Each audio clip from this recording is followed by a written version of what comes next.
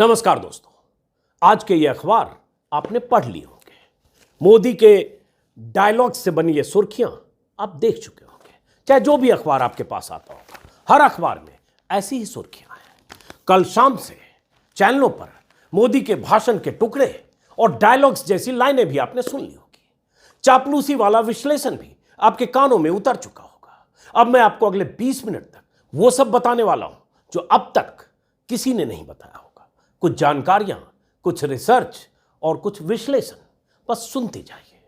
सबसे पहले मेरी स्क्रीन पर द टेलीग्राफ की हेडलाइन देखिए। मोदीवादी मीडिया जब मोदी की स्पीच पर लहालोट हो रहा है तो यह हेडलाइन उन्हें आईना दिखा रहा है। सच कहे तो लोकसभा में मोदी के 90 मिनट के भाषण की सही व्याख्या सिर्फ और सिर्फ द टेलीग्राफ ने की है, और लगभग यही बात मैंने अपने कल के वीडियो में भी कही थी। टॉप में, हेडलाइन के टॉप में बड़ा सा ए लिखा है, बगल में मोदी जी की 3 तस्वीरें हैं और तीनों तस्वीरों में मोदी जी के मुंह पर टेप लगा है। ऐसे 3 तस्वीर, 3 टेप ऐसे चिपका है। बगल में एक बॉक्स है जिसमें लिखा है 56 inch well of silence on Adani marks 90 minute speech bye Modi. अगर इसका हिंदी में अनुवाद करें तो इसका मतलब लगभग यही हुआ कि 90 मिनट के भाषण में अडानी के मुद्दे पर 56 इंच का नकाब। वेल का मतलब होता है नकाब, आवरण, खोल, पर्दा, जो भी मान लें। अब तक सुनते रहे कि मोदी जी का सीना 56 इंच का है। द टेलीग्राफ ने उनकी चुप्पी, उनके नकाब, उनके खोल, उनके आवरण को 56 इंच का माना है। फिर नीचे एक बॉक्स है जिसमें क्रिएटिव लिबर्टी लेते हुए द टेलीग्राफ ने बताया है कि कैसे लोकसभा स्पीकर ने राहुल के भाषण के कुछ हिस्सों को सदन की कार्यवाही से हटा दिया, तब जबकि राहुल ने मोदी और अडानी के रिश्तों पर धारा प्रवाह बोलकर बहुत सी बातें कही थी। अडानी से रिश्तों को लेकर राहुल ने मोदी से कई सवाल पूछे थे। विदेश यात्राओं के दौरान अडानी की मौजूदगी से लेकर उन्हें मिलने वाले ठेके में मोदी की भूमिका को लेकर राहुल गांधी ने गंभीर आरोप लगाए थे। राहुल के भाषण और मोदी पर लगाए गए आरोपों को लेकर बीजेपी सांसदों और मंत्रियों ने भी बहुत ऐतराज जताया था। नतीजा यह हुआ कि उनके भाषण के कई हिस्से को सदन की कार्यवाही से हटा दिया। उनके मतलब राहुल गांधी। बकौल टेलीग्राफ राहुल के भाषण से 17 जगहों पर शब्दों को या वाक्यों को हटा दिया गया है जिन्हें आपत्तिजनक माना गया है। द टेलीग्राफ ने उसी के बारे में संक्षिप्त जानकारी दी है और जिक्र करते हुए बहुत मारक तरीके से 1 से 17 पॉइंट बनाकर उसे ब्लैक करके मिटा दिया है, जो आप देख रहे हैं। मतलब अपने ढंग से पाठकों को समझाने की कोशिश की है कि किस तरह से शब्द हटाए गए। वैसे आज की खबर यह भी है कि कांग्रेस अध्यक्ष मल्लिकार्जुन खड़गे के भाषण से भी कुछ हिस्से को कार्यवाही से हटा दिया गया है। खड़गे ने राहुल के सारे आरोपों को दोहराते हुए संसद में पूछा था कि ऐसा क्या जादू हुआ कि अडानी की संपत्ति कई गुना बढ़ गई।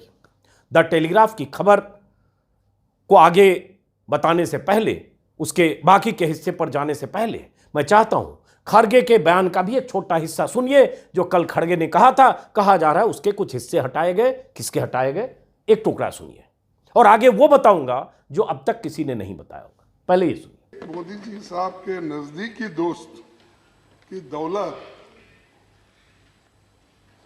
2.5 साल में 13 गुना बढ़ गया।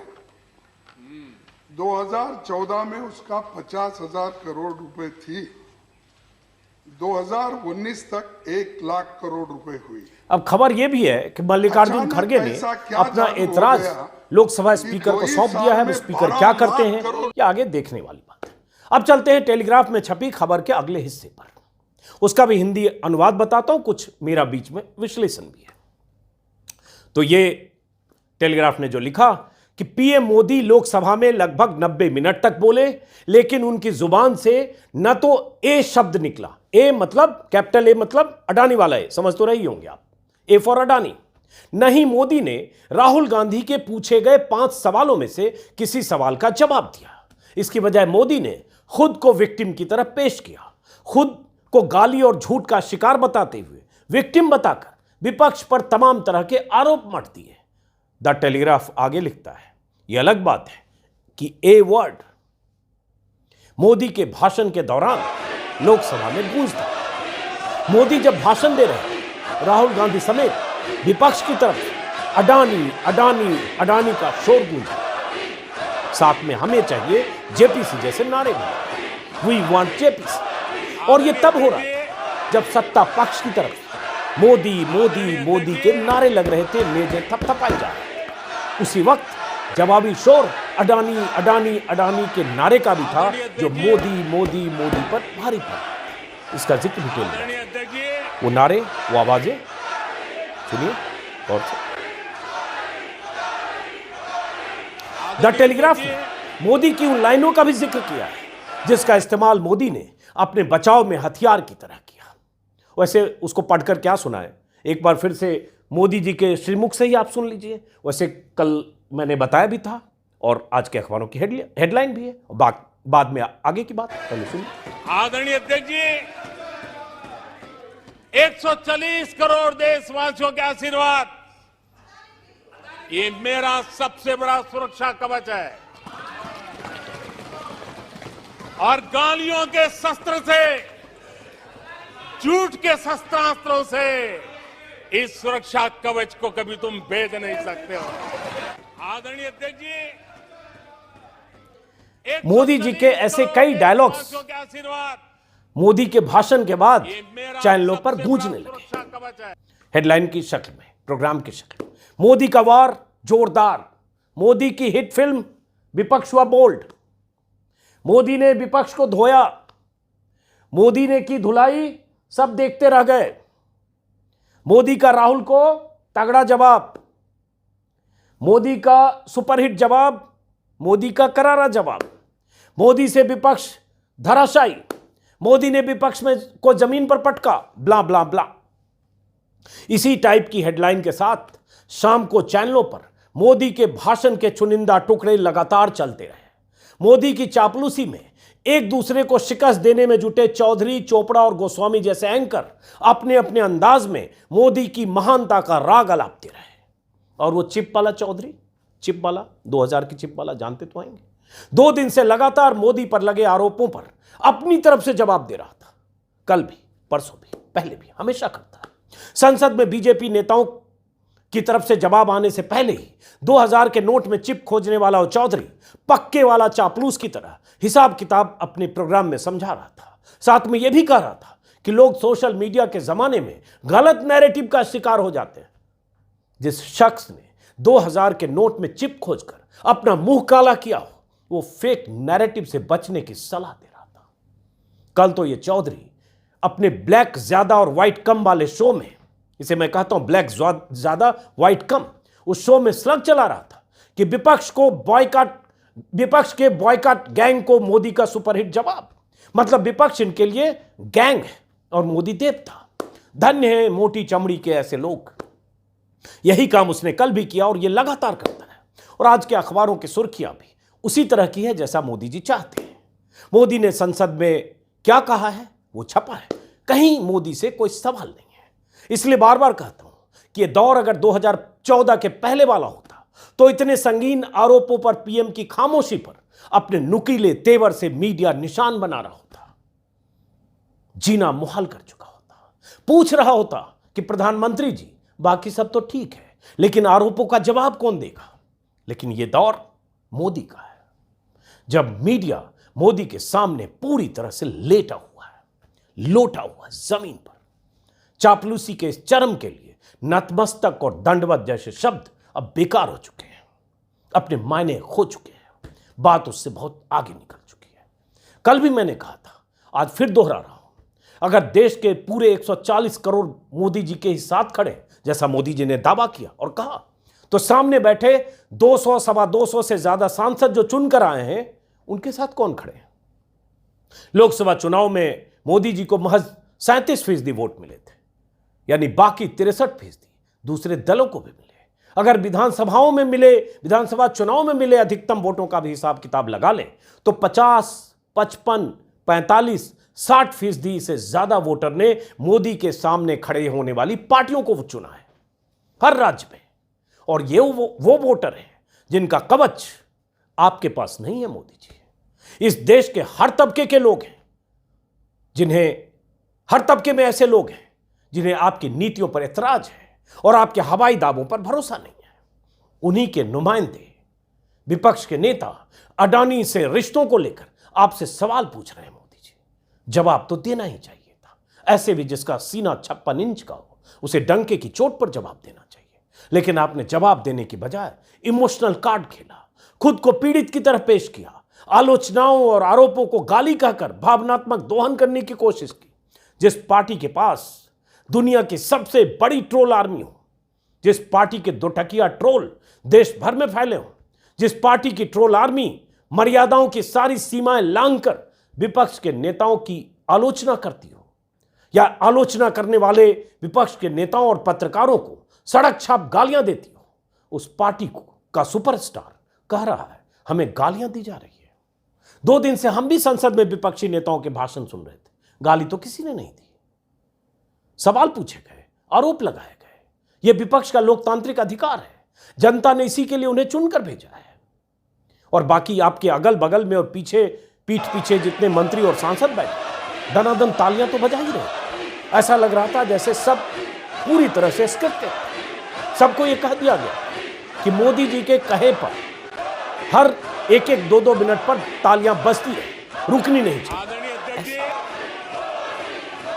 आपकी हर बात ऐसे मेजे थपथपा, आपकी वंदना तो लोग कर ही रहे, सांसद और मंत्री, वरिष्ठ नेता।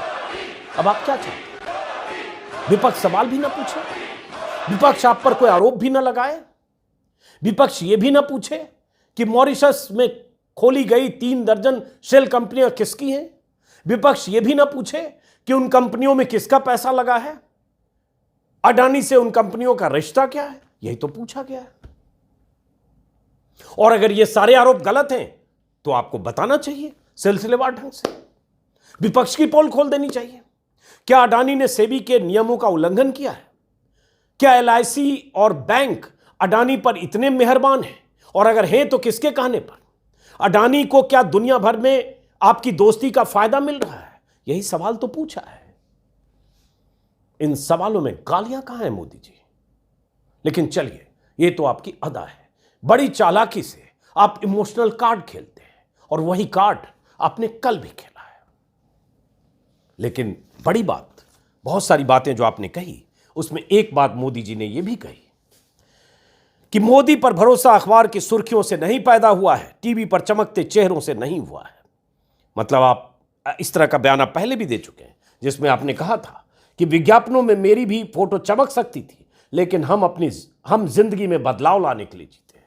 आप मोदी जी ऐसी बातें करते हैं जैसे विज्ञापनों से, पोस्टर से, होर्डिंग से, बैनर से आपका कोई रिश्ता नहीं, आप संतों की श्रेणी में है। लेकिन एक हकीकत है, एक आंकड़ा है जो देश को, और आपको तो पता ही होगा, देश को भी जानना चाहिए। हालांकि बहुत सारे लोगों को पता होगा, फिर भी चूंकि आप कहते हैं कि आप अखबारों की सुर्खियों और टीवी पर चमकने वाले चेहरे की तरह नहीं है, तो एक आंकड़ा है, न्यूज लॉन्ड्री के हवाले से बता रहा हूं, वसंत कुमार की रिपोर्ट है दिसंबर 2022 की, जिससे पता चलेगा कि आपकी सरकार आपको चमकाने के लिए, आपके चेहरे को चमकाने के लिए होर्डिंग, पोस्टर और विज्ञापन पे कैसे हजारों करोड़ खर्च करती है, और इतना करती है जितना बीते 10 साल पहले जो सरकार थी 4 से 14, उस सरकार से काफी ज्यादा है। वो आंकड़ा क्या है?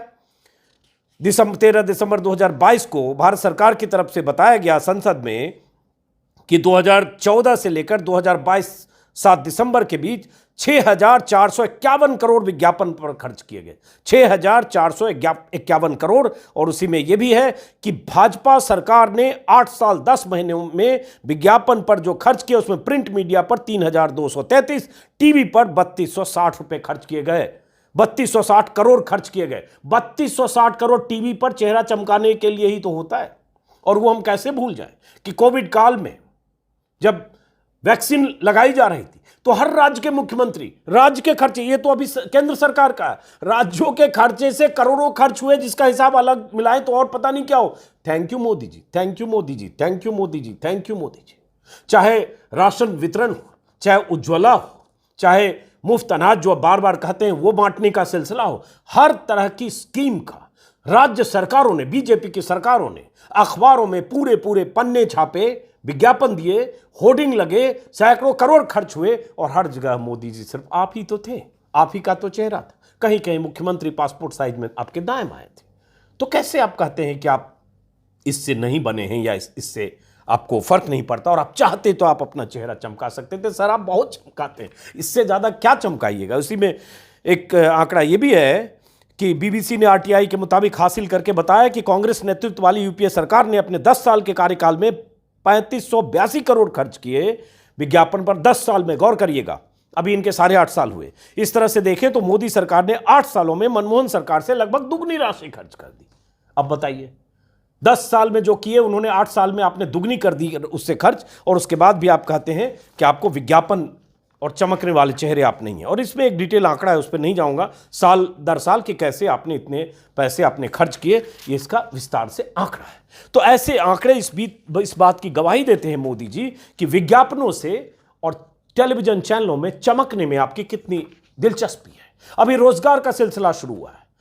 8 साल में रोजगार मिला नहीं, केंद्र सरकार की नौकरियां मिली नहीं, 7 लाख लोगों को मिली 8 साल में। और अब जो 10 लाख लोगों को नौकरी देने का आपने वादा किया मोदी जी, 75,000 को जब रोजगार मेले के नाम पर बुलाया जाता है अपॉइंटमेंट लेटर देने के लिए, हर अखबार में फिर विज्ञापन पटा होता है। तो आपके